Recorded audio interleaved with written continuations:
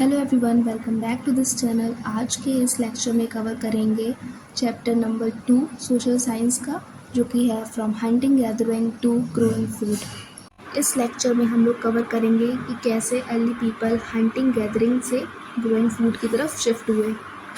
तो चलिए शुरू करते हैं। Tushar train journey.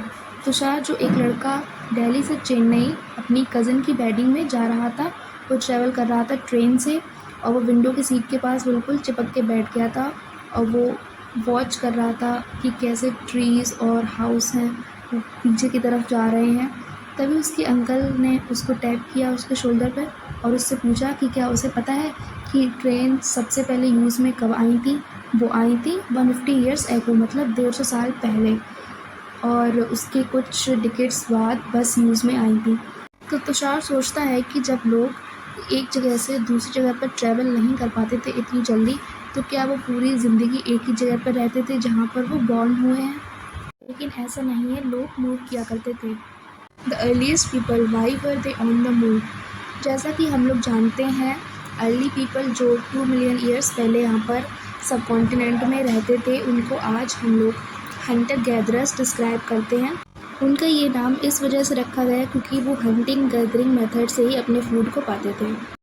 Hunter gatherers moved from place to place. There are many reasons for this. Hunter gatherers place to place move किया करते थे, इसके काफ़ी रीजन्स हैं। First, if they had stayed at one place for a long time, they would have eaten up all the available plant and animal resources. Therefore, they would have had to go elsewhere in search of food. First, जब लोग एक जगह पर काफ़ी लंबे समय तक रहते थे, तो वहाँ पर जितने भी available plant and animal resource हुआ करते थे, वो सब कुछ ख़त्म हो जाते थे। इस वजह से वो नए फूड की तलाश में मूव किया करते थे। Second, animals move from place to place either in search of smaller prey or, in the case of deer and wild cattle, in search of grass and leaves. That is why those who hunted them had to follow their movements. Second, animal place to place move करते थे छोटे या फिर बड़े शिकार के लिए, घास पत्तों के लिए। इस वजह से जो लोग एनिमल हंटिंग करते थे वो लोग एनिमल की मूवमेंट को फॉलो करते थे। Third, plants and trees bear fruit in different seasons, so people may have moved from season to season in search of different kinds of plants. पेड़ पौधों में डिफरेंट सीज़न में डिफरेंट टाइप्स के fruits आते थे, इस वजह से लोग सीज़न टू सीज़न मूव करते थे नए नए प्लांट्स की खोज में।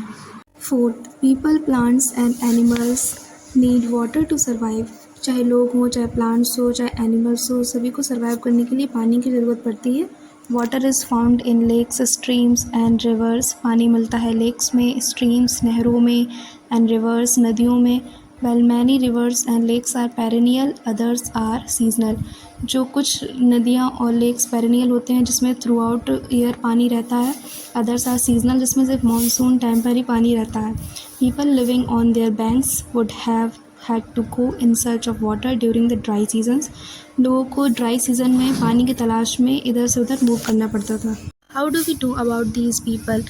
हम लोग कैसे जानते हैं इन लोगों के बारे में? Archaeologist have found some of the things hunter gatherers made and used. Archaeologist वो लोग जो पुरानी चीज़ों की स्टडी करते हैं, have found some of the things, उन लोग को काफ़ी चीज़ें मिली हैं जो हंटर गैदरर्स ने बनाई हैं और उनका इस्तेमाल किया है। It is likely that people made and used tools of stone, would and bone, of which stone tools have survived best. जिसमें वो लोग ने काफ़ी चीज़ें बनाई हैं स्टोन से, वुड से एंड बोन से, जिसमें कि स्टोन टूल्स ज़्यादा अच्छे से सर्वाइव किए हैं। Some of these stone tools were used to cut meat and bone, scrape bark and hides, chop fruit and roots. उनमें से कुछ स्टोन टूल्स का इस्तेमाल करते थे मीट और बोन को काटने के लिए, ट्री के बार्क को खरोचने के लिए, एंड एनिमल की स्किन को हटाने के लिए, और फ्रूट एंड रूट्स को चॉप करने के लिए। All the places marked with red triangles are sites from which archaeologists have found evidence of hunter-gatherers. जितनी भी साइट्स रेड ट्रायंगल से मार्क्ड हैं, उन सभी साइट्स पे आर्कियोलॉजिस्ट को एविडेंस मिले हैं हंटर गैदरर्स के, जिसमें भीमबेटका मध्य प्रदेश स्टेट में है, हुंस्की कर्नाटक स्टेट में, एंड कुंडूल केव्स आंध्र प्रदेश में लोकेटेड है। The stone tools were important, people tried to find places where good quality stone was easily available.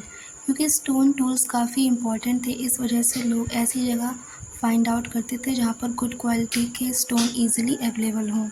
Rock paintings and what they tell us. इसमें एक painting दिख रही है रॉक शेल्टर की जिसमें एनिमल हंटिंग दिखाई जा रही है. एक पर्सन एनिमल हंटिंग कर रहा है, एनिमल को पकड़ने की कोशिश कर रहा है. Many of the caves in which these early people lived have paintings on the walls. ऐसी काफ़ी caves हैं जहाँ पर early people रहते थे, वहाँ पर walls पर paintings बनी हुई हैं. Some of the best examples are from Madhya Pradesh and southern Uttar Pradesh. Madhya Pradesh के भीमबेटका में काफ़ी पेंटिंग्स बनी हुई हैं और सदर्न उत्तर प्रदेश में मिल जाएंगी. These paintings show wild animals drawn with great accuracy and skill.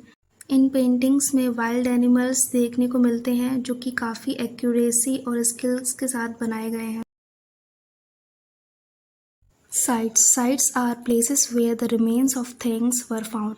Sites उन प्लेसेस को कहा जाता है जहाँ पर चीज़ों के रिमेन्स मिलते हैं, जैसे कि building remains, tools remains. These were made, used and left behind by people, जो कि लोगों द्वारा बनाए गए हैं, इस्तेमाल किए जा चुके हैं और उनके द्वारा छोड़ दिए गए हैं.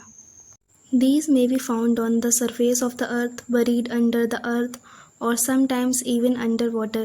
ये हमें मिल सकते हैं अर्थ के सरफेस पर, अर्थ के अंदर दबे हुए और कभी कभार तो पानी के अंदर भी मिलते हैं.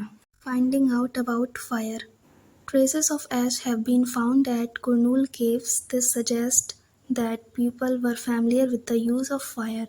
Kurnool caves जो आंध्र प्रदेश स्टेट में है, वहाँ पर राख के निशान मिले हैं, जिससे ये पता चलता है कि उस समय लोग आग से काफ़ी फैमिलियर थे. Fire could have been used for many things as a source of light, to roast meat and to scare away animals.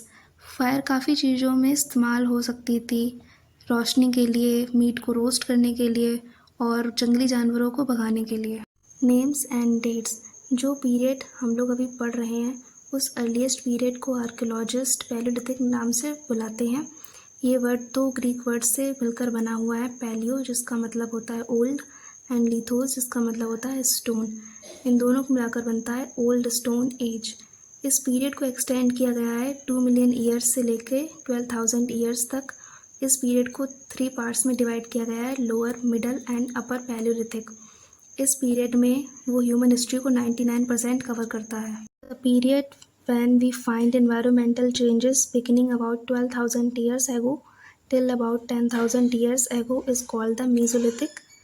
जो पीरियड में हम लोग को environmental changes मिलते हैं और जो 12,000 ईयर से लेके 10,000 ईयर्स तक चलता है उस पीरियड को Mesolithic कहते हैं. इसका मतलब है Middle Stone Age. Stone tools found during this period are generally tiny and are called microliths. इस समय के जो स्टोन मिले हैं वो काफ़ी छोटे छोटे हैं, इस वजह से उसको माइक्रोलिथ्स कहते हैं. Microliths were probably stuck on to handles of bone और wood to make tools such as saws and sickles. इन माइक्रोलिथ्स को बोन के हैंडल पर स्टक करके इनसे सॉज एंड सिकल्स बनाए जाते थे. इसका मतलब है आरी और दरांत. Next stage from about 10,000 years ago is known as the Neolithic. 10,000 years के बाद का जो पीरियड है उसको न्यूलिथिक कहते हैं. उसका मतलब है न्यू स्टोन एज. आज का लेक्चर यहीं फिनिश करते हैं. इस चैप्टर के आगे का पार्ट दूसरे लेक्चर में कवर करेंगे.